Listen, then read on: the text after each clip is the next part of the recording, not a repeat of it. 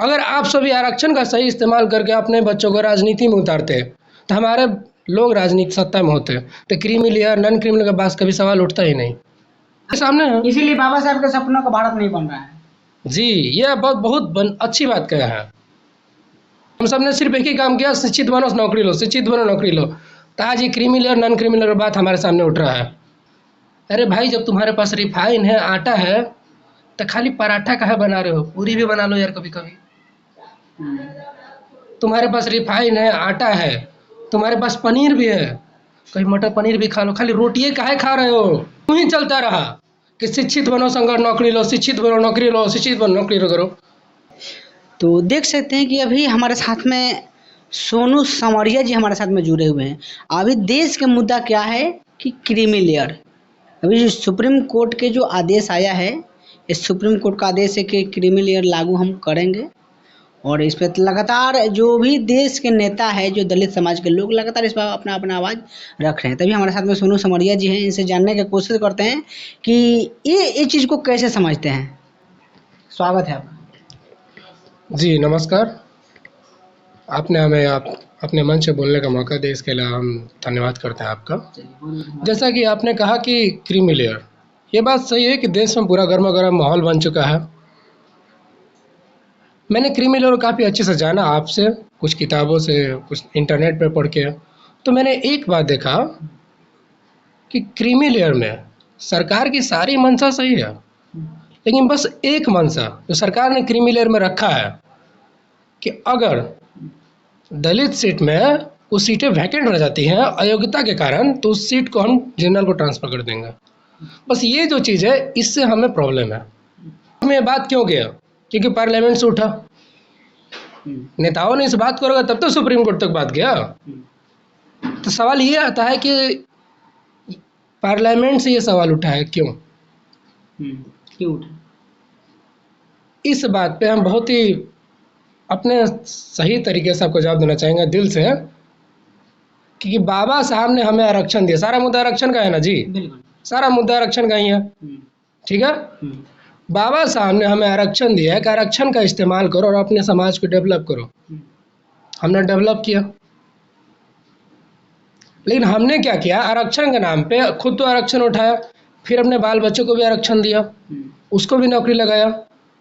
असली उद्देश्य ये नहीं था बाबा साहब का। बाबा साहब का असली उद्देश्य सीधा था कि आप आरक्षण का फ़ायदा उठाइए, आप आरक्षण का फ़ायदा उठा के अपने बाल बच्चों को मेरे सपने पे काम करने का मौका दीजिए।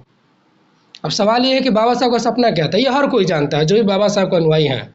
बाबा साहब का सपना एक ही था, चाहे कुछ भी हो जाए, अपने समाज को सत्ता में लाना।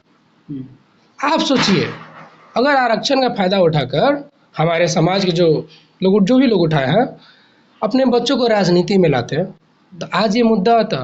नहीं आता। तो क्रीमी लेयर लगाने के पीछे तो यही तो रीजन है कि जो व्यक्ति पहले से पनप गया है वो ना पनपे, यानी जो आरक्षण का फायदा ले लिया है, फिर दूसरा बार उसको आरक्षण ना मिले। यही तो है।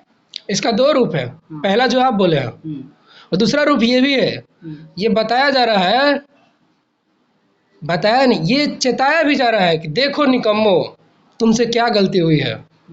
तुम लोगों को एक दिया गया आरक्षण, तुम हमेशा आरक्षण आरक्षण खेल के सिर्फ नौकरी ही लिए। तुम सब आरक्षण का सही इस्तेमाल नहीं किए, अब जग जाओ। मैं ये नहीं करूँ ये गलत, ये सही है, क्रीमी लेयर सही नहीं है, लेकिन ये एक चेतावनी भी है, या ये फिर करने लिए वार्निंग भी है हमारे समाज को कि देखो तुम सब नहीं जगे, आरक्षण का सही इस्तेमाल नहीं किए, इसलिए आज तुम पे यह आफत आया हुआ है कि जो तुम सब पिछड़े हो वो पिछड़े ही रहोगे। मेरा अपने समाज से बस यही एक निवेदन रहेगा कि यदि आप सभी आरक्षण का सही इस्तेमाल करते तो आज ये नौबत नहीं आता।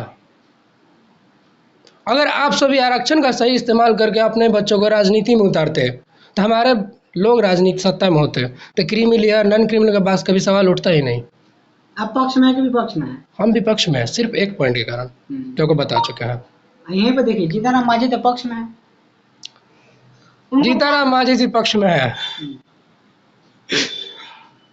तो क्या कहे, कहते हैं ना कि सर्कस के शेर को शेर मत मानिए। सर्कस के शेर को आप शेर मानिएगा कि जंगल का राजा है, तो शेर नहीं है, जंगल का राजा नहीं है। जीतन मांझी का बात रहा, वो बेचारे क्या बोलेंगे? जो पार्टी ये बिल लाया उसी के पार्टी का अधीन वो काम करते हैं, तो उसके अगेंस्ट कैसे बोल सकते हैं वो?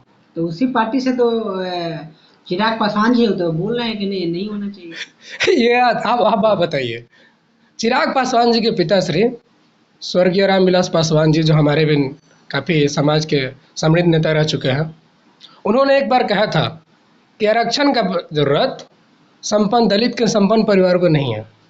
लेकिन आज जब अपने ऊपर बात आ गई तो उनके बेटे को लग रहा है कि नहीं, मेरे साथ गलत हो रहा है। उनका बेटा का भी बयान है। क्या बयान है? बस संपन्न दलित है, उनको आरक्षण छोड़ देना चाहिए। तो आज उनको क्यों दिक्कत हो रहा है क्रीमी लेयर के बात पे? आज उनको इसलिए दिक्कत हो रहा है कि अब बात उन पे आ गया है। मैं उन पे भी एक कटांश बोलना चाहूँगा कि बाबा साहब ने आपको आरक्षण दिया है, आप आरक्षण के दम पे आपके पिताजी सांसद बने, आप भी सांसद बने। आपको उस आरक्षण का इस्तेमाल करके, चलिए ठीक है आपके पिताजी सांसद बने आरक्षित सीट पे, आपको अनारक्षित सीट पर सांसद बनना चाहिए था। ये सही था आरक्षण का सही यूज। आपने भी आरक्षण का सही यूज नहीं किया, आज आप पे भी बात बनी है, इसलिए आपको भी बुरा लग रहा है। देखिए, हमारा आपसे बात करके इस मंच पे बोलने का सिर्फ एक ही मकसद है, सिर्फ एक मकसद। बाबा साहब ने हमें आरक्षण सिर्फ इसलिए नहीं दिया था कि हम लोग आरक्षण करके नौकरी करते रहे। आरक्षण का मकसद सिर्फ उनका एक ही था कि हमारे समाज आरक्षण के बलबूते अपने परिवार को डेवलप करे, अपने समाज को डेवलप करे और डेवलप करके सत्ता में लाए।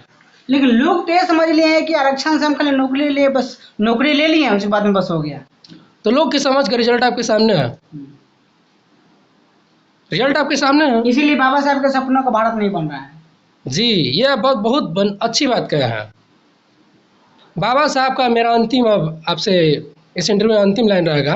बाबा साहब का 3 सबसे महत्वपूर्ण लाइन: शिक्षित बनो, संगठित हो, संघर्ष करो। हमारे समाज के अनुयायियों ने सिर्फ 2 ही लाइन उठाया, शिक्षित बनो, संगठित हो, शिक्षित बनो, संगठित हो, शिक्षित बनो, संगठित हो।